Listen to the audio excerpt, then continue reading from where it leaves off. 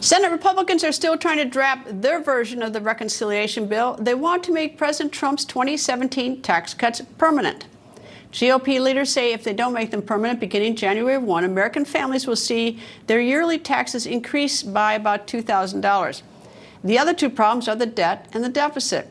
The big, beautiful bill has a deficit cut of $1.4 trillion, and the White House says this is the largest deficit cut ever. The bill also aims to raise the debt ceiling by up to $5 trillion. Meanwhile, not all Republicans are on board. Last week, Senator Ron Johnson of Wisconsin called the level of spending grotesque. Other Republican senators, including Rick Scott of Florida, Josh Hawley of Missouri, and Lisa Murkowski of Alaska, are expressing concerns about cuts to Medicaid and to the Supplemental Nutrition Program, or SNAP. Republicans do control the Senate 53 to 47. That means so they can only afford to lose 3 votes to get the bill to the president's desk by July 4th. Member of the Senate Finance Committee, Senator James Lankford from Oklahoma, joins us. Good evening, sir. Good evening. Good to see you again. Nice to see you. All right, well, I just named a couple of people that seem to have concern, Murkowski, Scott, and a few others. Are you going to get them all inside the tent by the end of the week or by the 4th of July? I'm going to let each one of them make their own decisions. What we're trying to do is to be able to get as much deficit reduction as we can possibly get. All of us are concerned about that. But every time you reduce a program, somebody says, hey, that's a big program in my state, whatever it may be. And so we're going to reduce the spending as much as we possibly can get 51 votes for and say we're done, and then to be able to send it over to the House, because we've got to do deficit reduction. That has to be a part of this. We've also got to prevent the largest tax increase in American history. Is that deficit spending, though, this is a 10-year bill, is the deficit spending loaded up in the beginning of the bill or the end of the bill or equally throughout the bill? So here's the beautiful part about it. It is mandatory spending. So it is literally the $1.5 trillion in reduction in spending now, but it also will be the next 10 years and the next 10 years and the next 10 years. So this is not one of those cases where it's all loaded up at the very end and then doesn't happen. This is a change in how we do spending. That's what's desperately needed. Is there any way to get a commitment that a year from now or 2 years from now that that this is not just going to be torn up and just rewritten by the next Congress, whether it's Republican, different combination of Republicans or different things happen in the world, or a Democratic-controlled Congress?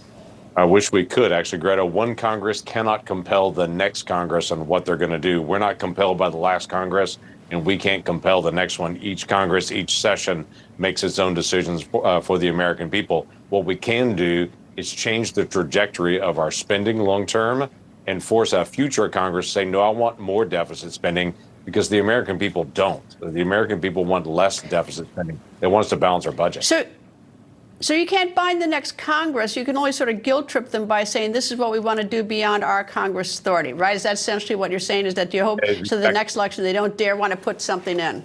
It is exactly what I'm saying. If you want a good example of that, Democrats put into their Inflation Reduction Act these giant tax credits for all these Green New Deal programs and everything. We're taking those out. So that Congress, when Democrats ran it, put in this huge multi-hundreds of billions of dollars in different tax credits for companies. We're taking that out and saying, no, we're not going to do tax credits for EVs. No, we're not going to do tax credits for all these different programs. I'm not opposed to wind and solar and electric vehicles. All those things are fine. They're good energy sources. The American taxpayer just shouldn't pay the bulk of that. What do you make of Elon Musk? He's no dummy, and he spent a lot of time with Doge trying to cut some of the fat out of government. And he certainly doesn't like this big, beautiful bill. And it's in which, what do you think about that? Yeah, he's made it pretty clear he doesn't like it in that sense. There's a couple things, and he obviously has the ability to be able to speak for himself on it. Obviously, we're taking away the electric vehicle tax credit, which he obviously has a very big company that has enjoyed that tax credit for a very, very long time. I think the bigger issue is he wants to reduce as much spending as possible. So do I.